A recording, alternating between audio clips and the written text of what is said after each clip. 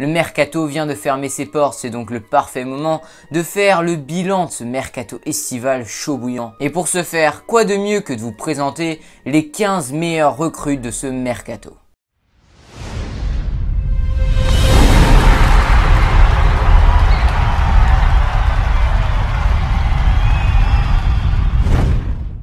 Avant de commencer les gars, si vous voulez rejoindre la chaîne et tout savoir sur le monde du football, alors je vous invite à vous abonner et n'oubliez pas de cliquer sur la cloche de notification pour ne rater aucune de mes prochaines vidéos.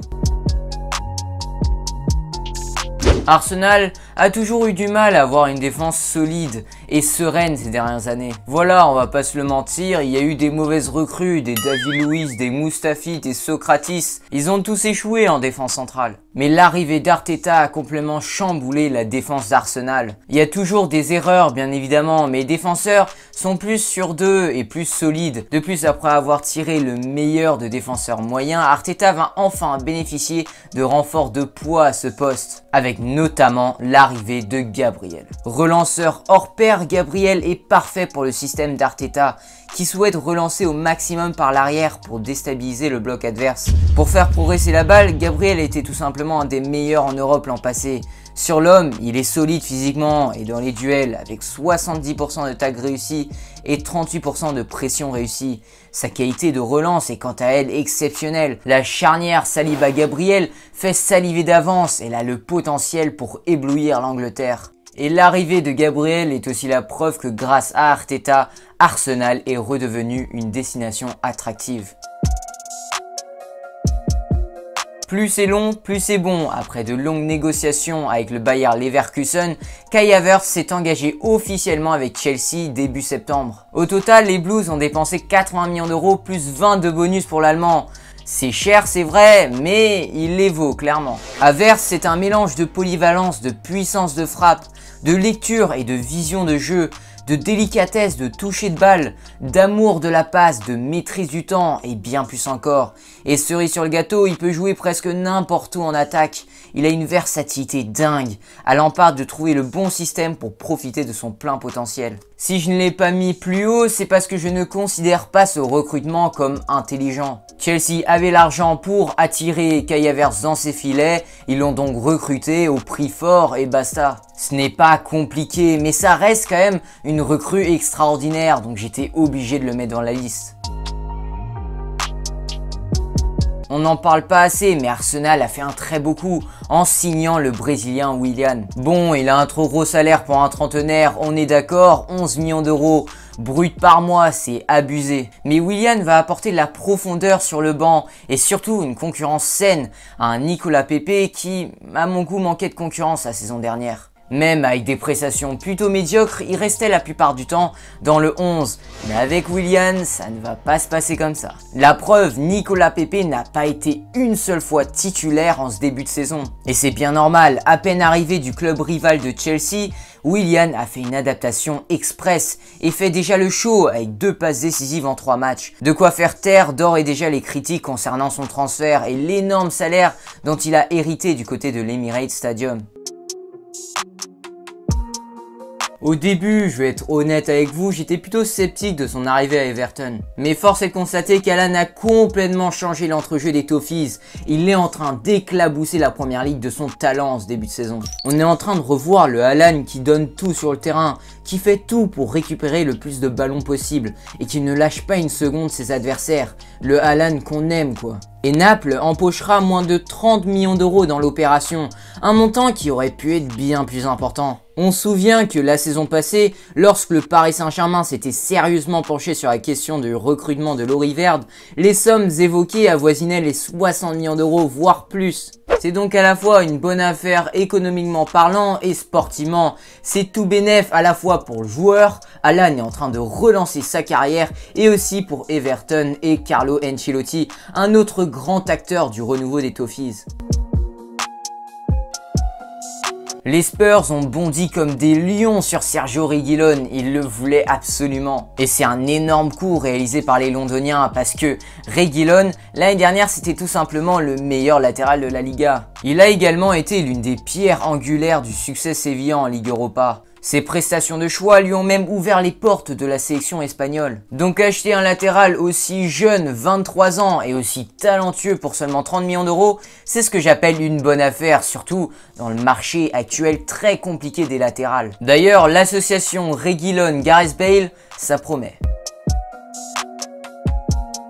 Fortement désiré par Ronald Koeman, Serginho Dest est le dernier joueur d'une très longue liste d'éléments passés des Pays-Bas à la Catalogne. Et avec lui, le Barça a peut-être entre les mains enfin un grand latéral. Ce petit gabarit a une explosivité incroyable dans les jambes et une pointe de vitesse étonnante. Dans une équipe comme l'Ajax qui monopolise le ballon, son passé d'ailier n'est jamais bien loin. Il propose, accélère, dribble, prend son couloir, mange les espaces.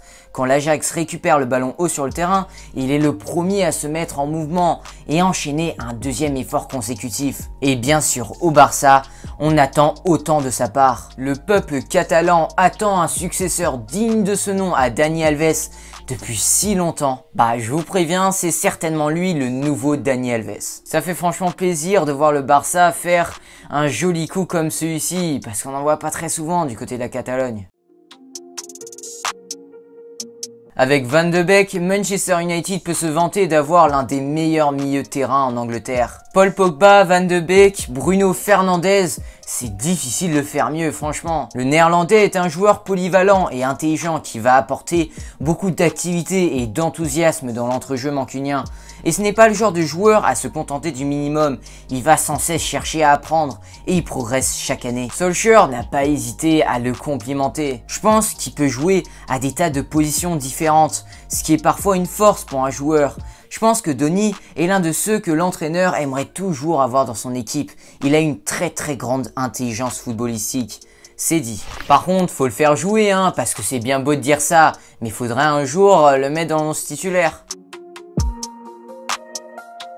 Manchester City a été séduit par le profil de Ferran Torres, dont la clause libératoire était fixée à 100 millions d'euros à Valence. Mais pas de quoi inquiéter les pensionnaires de l'Etihad Stadium qui se sont lancés à sa poursuite. Après la perte de Leroy Sané, ils ont donc bouclé l'opération pour un montant bien inférieur à sa clause libératoire, on parle de 23 millions d'euros. Et c'est pour un joueur qui n'a pas seulement séduit Manchester City, mais toute l'Europe. Il a tout d'un ailier parfait.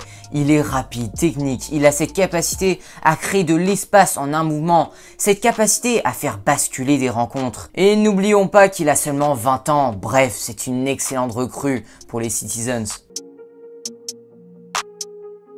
Quand Chelsea a vu que Thiago Silva était libre, ils n'ont pas hésité une seconde avant de lui proposer un contrat. Chelsea a désormais dans ses rangs un défenseur avec un gros leadership qui peut déjà prétendre à une place de titulaire indiscutable.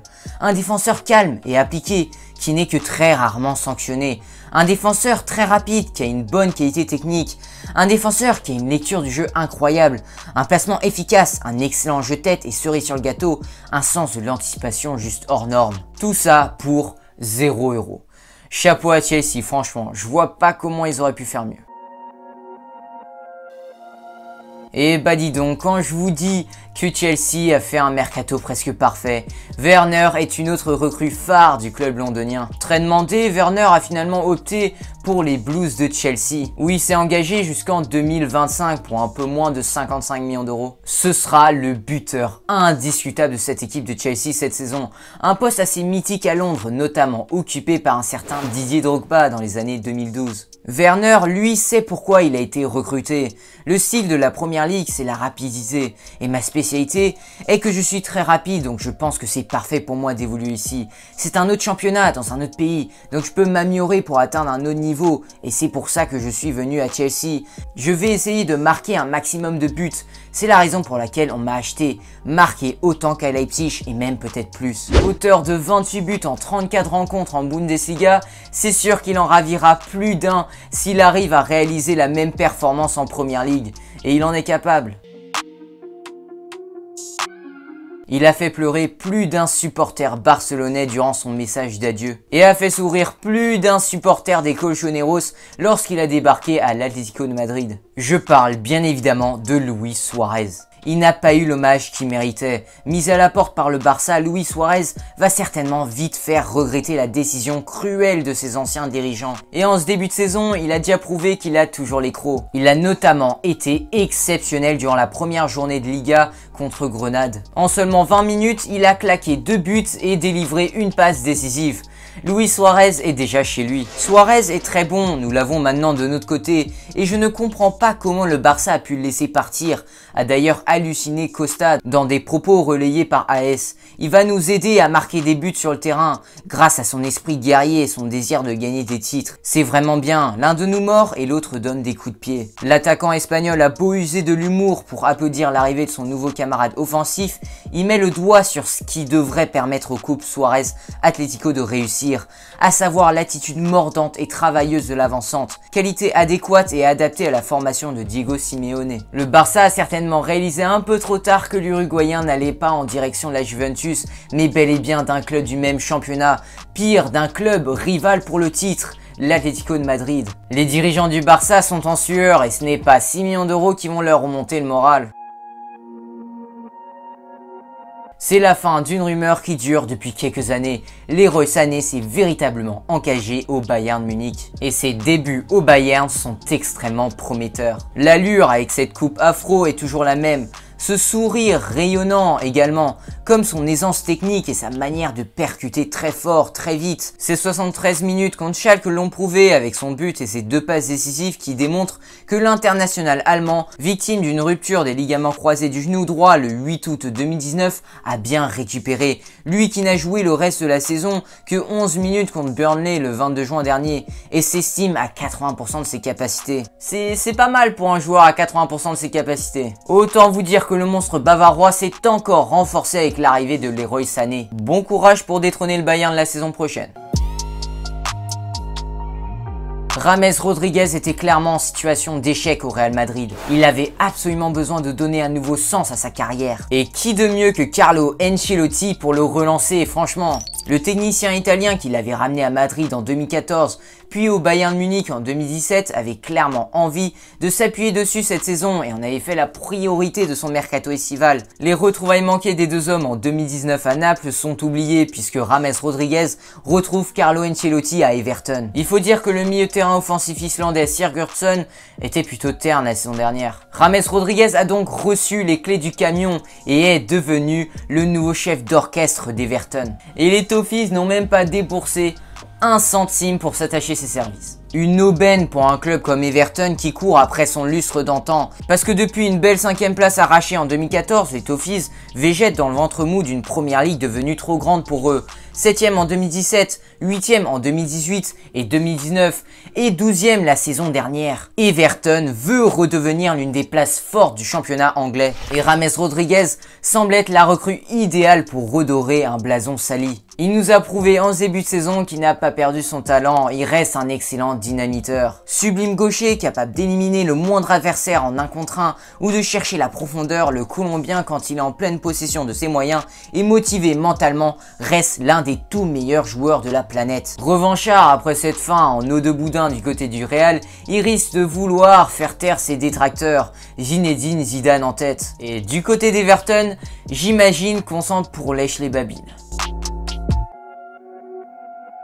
La deuxième meilleure recrue de ce mercato, c'est bien évidemment Thomas Meunier. Bah non. C'est difficile pour lui de remplacer un joueur comme Hakimi, qui amenait beaucoup de joie chez les supporters grâce à sa vitesse et ses actions offensives. Jusqu'à présent, Meunier ne colle pas au 3-5-2 du Borussia, nous expliquait ce matin notre confrère Lucas Förster, journaliste pour Football Transfers, en évoquant les débuts très pauvres de Thomas Meunier avec le Borussia Dortmund. Et ouais les gars, c'est pas facile d'avoir la lourde tâche de remplacer un joueur de la trempe d'Hakimi. En parallèle, Hakimi lui s'éclatait avec l'Inter contre Benevento, avec une passe décisive, un but pour Nerazzurri et des sprints irrésistibles sur la droite. Tout le monde a été surpris lorsque l'Inter Milan a officialisé son arrivée en provenance du Real Madrid. Et moi, j'étais le premier à l'être. Mais quel coup fantastique réalisé par l'Inter d'Antonio Conte. Courir, passe décisive et but. Hakimi est dévastateur. Les débuts en tant que titulaire sont fabuleux, s'enflamme d'ailleurs la Gazzetta dello Sport. Après sa première titularisation contre Benevento. C'est simple, l'Inter a déniché un trésor, une pépite, un réel prodige. C'est un latéral impressionnant par sa vitesse, sa qualité technique et son punch. L'Inter a clairement trouvé le piston droit parfait pour son système de jeu. La saison dernière, les Nerazzurri ont fini deuxième à un seul point derrière la Juventus. Cette fois-ci, Antonio Conte a peut-être trouvé l'arme fatale pour passer devant la Juventus et enfin récupérer un Scudetto. Tout le monde était d'accord que Chelsea avait fait le meilleur mercato en Angleterre. C'est sûr qu'il y a de la qualité en masse chez les arrivés. Thiago Silva, Timo Werner, Kai Havertz, Hakim Ziyech, Ben Chilwell ou encore Malang Sarr. Mais le vendredi 18 septembre, en l'espace d'une journée, tout a changé. On ne parlait plus du mercato de Chelsea et tout le blabla. Un seul nom était au cœur des discussions. Thiago Alcantara, signé par Liverpool. De la très grande qualité en un seul homme. Et ça change déjà tout pour les Reds. Les gens venaient même à se demander si Chelsea avait réellement réalisé le meilleur mercato en Angleterre. En effet, c'était Liverpool finalement. Vous l'avez compris, la meilleure recrue de ce mercato estival est pour moi Thiago Alcantara. Liverpool a signé un énorme coup avec son arrivée. L'Espagnol, métronome du Bayern Munich et meilleur joueur de la dernière finale de Ligue des Champions, va apporter encore une plus-value certaine à un milieu de terrain qui n'a pas son pareil en Europe. À 29 ans, l'Espagnol avait envie d'un nouveau challenge, histoire de compléter un CV que peu peuvent se targuer de présenter. FC Barcelone, Bayern Munich, Liverpool. Pour 27 millions d'euros, à un an de la fin de son contrat, les Reds ont sauté sur l'occasion de réaliser l'un des transferts les plus sexy de cette intersaison. Expérimenté, polyvalent, leader, mais surtout délicieux techniquement, Thiago Alcantara vient apporter une plus-value XXL à l'entrejeu des Reds. L'apport technique de l'Espagnol va amener ces Reds à encore une autre dimension. Le nombre de profils de milieu de terrain qu'il y a à Liverpool, c'est juste impressionnant. Fabinho, Milner, Chamberlain, Wijnaldum, Henderson, Keita et on rajoute désormais à ça Thiago Alcantara. Il y a un nombre ahurissant de possibilités tactiques avec tous ces profils. Déjà avant l'arrivée du métronome espagnol, je trouvais déjà que Liverpool avait l'un des meilleurs milieux de terrain au monde. Mais là, les Reds viennent d'ajouter Thiago Alcantara dans leur effectif, qui est pour moi le meilleur milieu de terrain au monde actuellement. Donc cela fait clairement de l'entrejeu des Reds le plus impressionnant de l'Europe.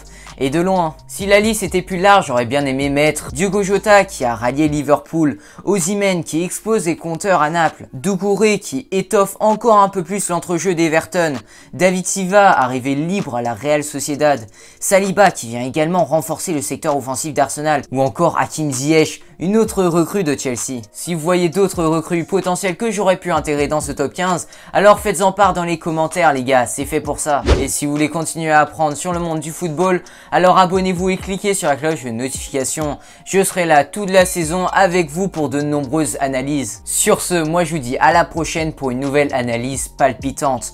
D'ici là, prenez soin de vous les gars. Ciao les footeux.